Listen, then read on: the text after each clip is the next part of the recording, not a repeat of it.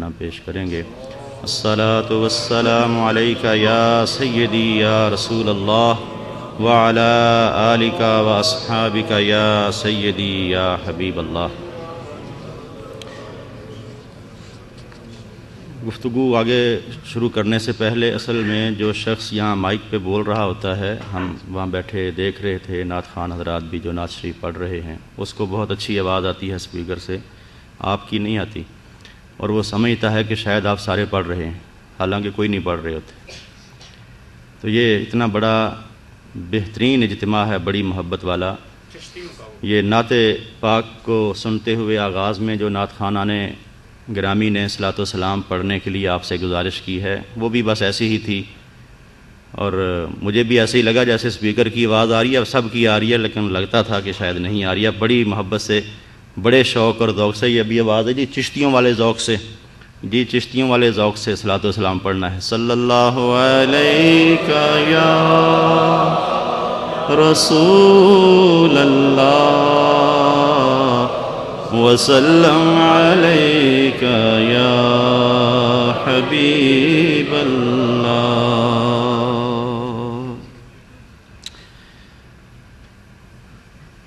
انتہائی قابل احترام علماء کرام، بڑی ہی محبت والے پیارے سامعین، خوش قسمتی ہم سب کی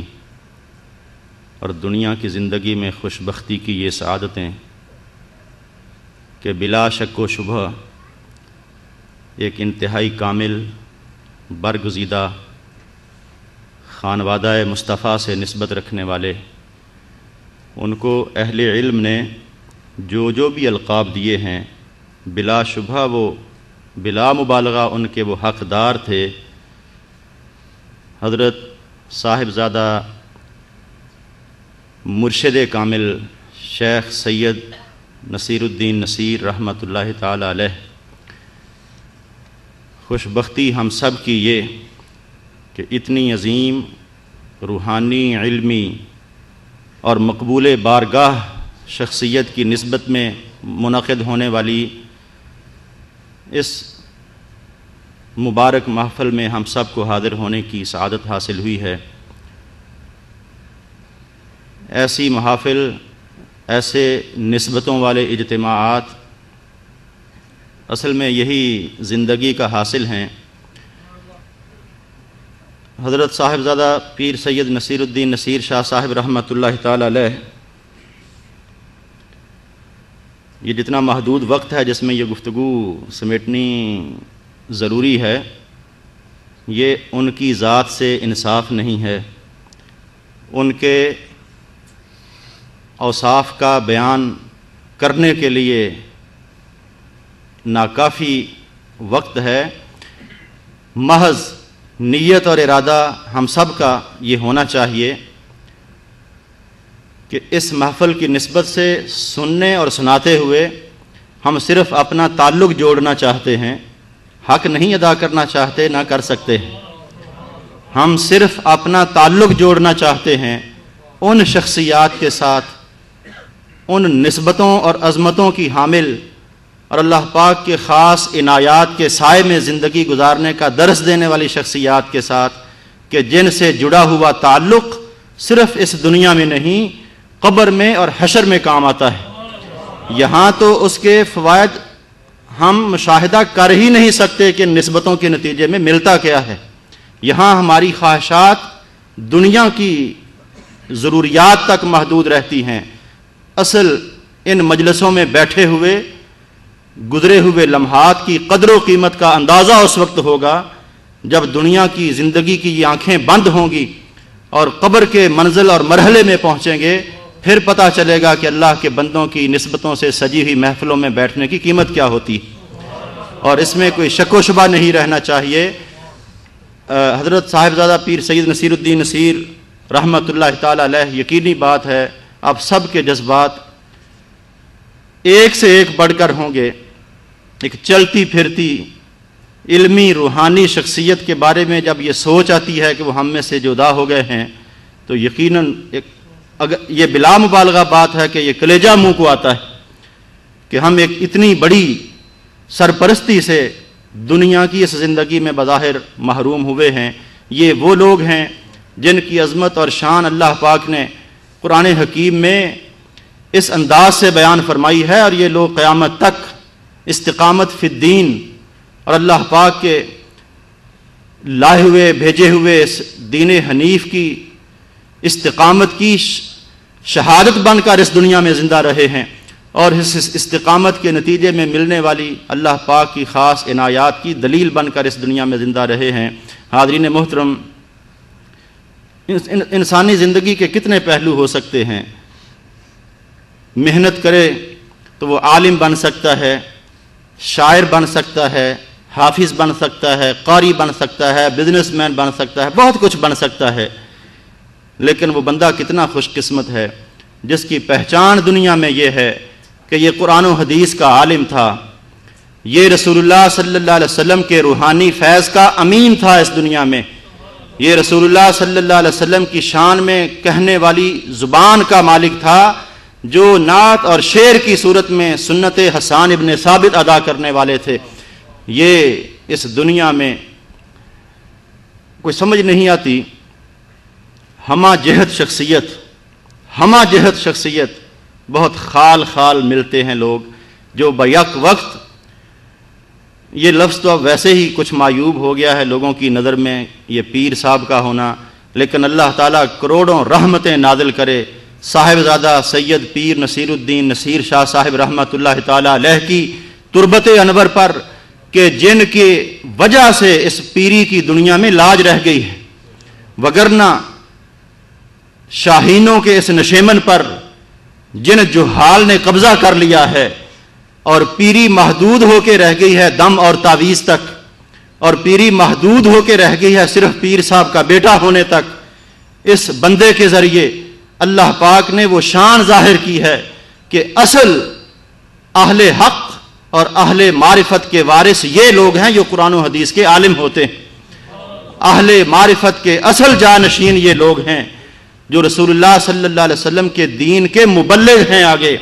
جو اس روحانی فیض کو کسی نے ایسے نہیں ان کو لقب دیا۔ میں نے شروع میں عرض کیا تھا کہ جو ان پر لقب بولا گیا ہے وہ سب کے بلا شبہ مستحق تھے، وارث علوم مہر علی انہیں کہا گیا، تو یہ کوئی ان کی شان میں خوشامد نہیں تھی، وہ مستحق تھے اس کے۔ وہ حضرت سیدنا پیر مہر علی شاہ صاحب رحمۃ اللہ تعالیٰ علیہ کے روحانی فیض کے امین تھے، تو بن کر دکھایا ہے، محنت کر کے دکھایا ہے، اور اللہ پاک کا خاص فضل یہ تھا شاعری میں، کیونکہ عام لوگ ان کو علمی کام ان کا اہل علم کے لیے ہے کہ وہ کتنا قابل قدر ہے، لیکن شاعری اور نعت شریف پبلک کے لیے ہے کہ وہ کتنے مقبول بارگاہ ہیں۔ اور شاعری میں دو طرح کے لوگ ہوتے ہیں، ایک اصطلاح استعمال ہوتی ہے آورد، اور ایک ہوتی ہے آمد۔ آورد کا مطلب ہوتا ہے کہ جو شعر چوری کر کے بناتے ہیں، سوچ کے بناتے ہیں، یا کسی کے شعروں پر اپنے نام لگاتے ہیں، یہ بھی دنیا میں ہیں۔ اور آمد والے وہ لوگ ہوتے ہیں جن پر شعر نازل ہوتے ہیں، اللہ پاک کی طرف سے ذہنوں میں القاء کیے جاتے ہیں۔ پیر سید نصیر الدین نصیر شاہ صاحب رحمۃ اللہ تعالیٰ علیہ کا کلام بلا شبہ آپ اس کو جس زاویے سے بھی دیکھیں وہ ایسا ہے جیسے آمد ہوئی ہے، وہ اللہ پاک کی طرف سے القاء ہوئے ہیں دلوں میں، اور وہ نعت برائے نعت نہیں تھی جو کچھ بھی۔ اسی طرح ان کی غزلیات میں بھی نعت شریف تو آپ سمجھتے ہیں کہ رسول اللہ صلی اللہ علیہ وسلم کی تعریف و توصیف کا نام نعت ہے، لیکن ان کی نعت صرف تعریف و توصیف تک محدود نہیں، وہ نعت کے ساتھ ساتھ عقیدہ اور ایمان کی تبلیغ بھی ہے۔ ان کی نعت کے ہر شعر میں پیغام چھپا ہوتا ہے، اور اسی سے پتہ چلتا ہے کہ عالم کے کہے ہوئے شعر کے اور غیر عالم کے کہے ہوئے شعر میں فرق کیا ہوتا ہے۔ ان کی اشعار عقیدہ اور ایمان کی مضبوطی کی تعلیم دیتے ہیں، اور کتنا غنی اور مالدار ہے وہ بندہ۔ پیر سید نصیر الدین نصیر صاحب کتنے مالدار اور غنی ہیں کہ ان کی نسبت سے سجی ہوئی یہ محفل، اور صرف یہ نہیں، ہمارا خیال ہے کہ دنیا میں جہاں جہاں کہیں سجی ہیں، نعت شریف پڑھنے والے کو تلاش نہیں کرنا پڑتا کہ میں کہاں سے کلام لے کے آؤں کہ میں ان کی محفل میں پڑھوں۔ اتنا غنی ہے وہ بندہ کہ ہر پڑھنے والے کو ان کے خزانہ شعری سے رسول اللہ صلی اللہ علیہ وسلم کی تعریف و توصیف کرنے کے لیے موتی ملتے ہیں، رسول اللہ صلی اللہ علیہ وسلم کی تعریف و توصیف میں اشعار ملتے ہیں، اور عقیدہ اور ایمان کی تبلیغ ہوتی ہے، رونگٹے کھڑے ہو جاتے ہیں، ذہن میں خیالات کچھ اور ہوتے ہیں۔ ابھی جو آپ کلام سن رہے تھے، ذرا گہرائی میں جا کر دیکھیں، سننے والے کو ممکن ہے وہ نعت شریف کا ہی شعر لگے، اور ہے بھی نعت شریف کا، سبحان اللہ بھی کہہ دے، لیکن عقیدے اور ایمان کی گہرائی کی انتہا ہے اس میں اگر ڈوب کر دیکھیں کہ جن لوگوں کو یہ شک ہے کہ وہ کچھ دے نہیں سکتے، جن لوگوں کو یہ شک ہے کرم ان کا ہے محدود، کسی زاویے سے بھی دیکھیں، ان لوگوں کی باتوں پہ نہ جا اور بھی کچھ مانگ۔ سارا عقیدہ اور ایمان ایک مسلمان اور مومن کا، یہ شعر اس عقیدے اور ایمان کو ایسے ہے جیسے سمندر کو کوزے میں بند کر دیا ہے کہ مت سنو وہ تبلیغ، مت پڑھو وہ کتاب، مت بیٹھو اس مجلس میں جس مجلس میں شک کرنے والا وہ بندہ ہو کہ کرم ان کا ہے محدود، یا یہ شک کرنے والا ذہن ہو کہ وہ کچھ دے نہیں سکتے، ان لوگوں کی باتوں پہ نہ جا۔ اس نہ جا میں قرآن پاک کی آیت کا ترجمہ اور تفسیر ہے کہ ایسے لوگوں سے الجھنے اور دلیلیں دینے کی ضرورت ہی نہیں ہے، ہم دلیل مانگیں ہی کیوں۔ یہ علماء نے مسئلہ لکھا، مجھے 20 منٹ بھی دیکھنے ہیں، علماء نے یہ مسئلہ لکھا کہ یہ جو مرزائی لوگ ہیں وہ ایک ایسے بندے کو کہتے ہیں کہ یہ نعوذ باللہ من ذالک یہ اللہ کا نبی ہے، کسی سے یہ دلیل مانگنا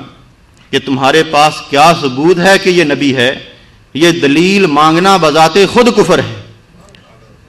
وجہ یہ ہے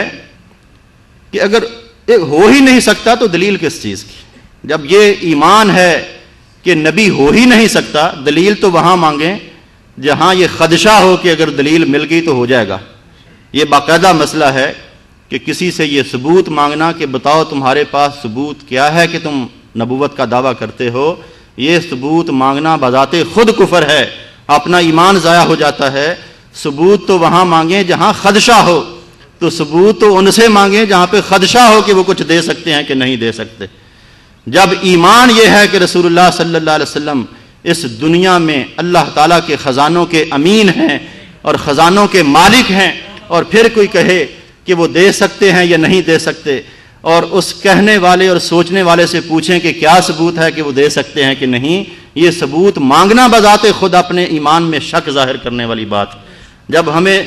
یہ خدشہ ہی نہیں ہے کہ وہ ایسی حیثیت کے ہیں نعوذ باللہ من ذالک، تو ہم دلیلیں کیوں مانگیں؟ اور یہی ایمان کی مضبوطی صاحبزادہ رحمۃ اللہ تعالیٰ علیہ نے اپنے متوسلین کو سکھائی ہے، بلکہ جمیع امت مسلمہ کو سکھائی ہے کہ ان لوگوں کی باتوں پہ نہ جا اور بھی کچھ مانگتے رہو، اس لیے کہ اللہ پاک نے تربیت فرمائی ہے رسول اللہ صلی اللہ علیہ وسلم کی، اور پابند کر دیا ہے کہ اما السائل فلا تنہر، کہ مانگنے والوں کو جھڑکنا نہیں ہے۔ حاضرین محترم، ایک ایک بات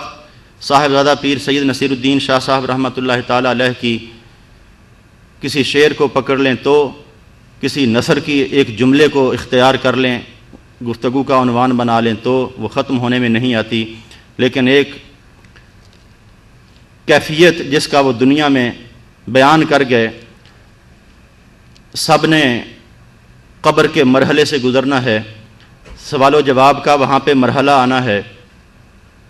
آپ نے بارہا یہ سنا کہ 3 سوالات قبر میں کیے جائیں گے، جن میں کامیابی کا آخری سوال کیا ہے کہ ما کنت تقول فی حق ھذا الرجل، کہ اے قبر میں آنے والے، ما کنت تقول فی حق ھذا الرجل، کہ اس رجل کریم کے بارے میں تو دنیا میں، یہ کنت تقول کی اپنی شان ہے کہ کیا کہا کرتا تھا، یہ نہیں ہے کہ تو نے دنیا میں ان کے بارے میں کیا کہا تھا، یہ ماضی استمراری ہے، اور استمرار کا مطلب ہے کہ تمہاری عادت کیا تھی، دنیا میں ان کے بارے میں تو کیا کہا کرتا تھا، تمہارا وتیرہ اور تمہارے معمولات کیا تھے ان کے بارے میں، ما کنت تقول، تو کیا کہا کرتا تھا۔ ہمارا یہ ایمان ہے کہ جب پیر سید نصیر الدین نصیر صاحب رحمۃ اللہ تعالیٰ علیہ سے بھی اس نظام قدرت کے مطابق پوچھا گیا ہوگا کہ ما کنت تقول فی حق ھذا الرجل،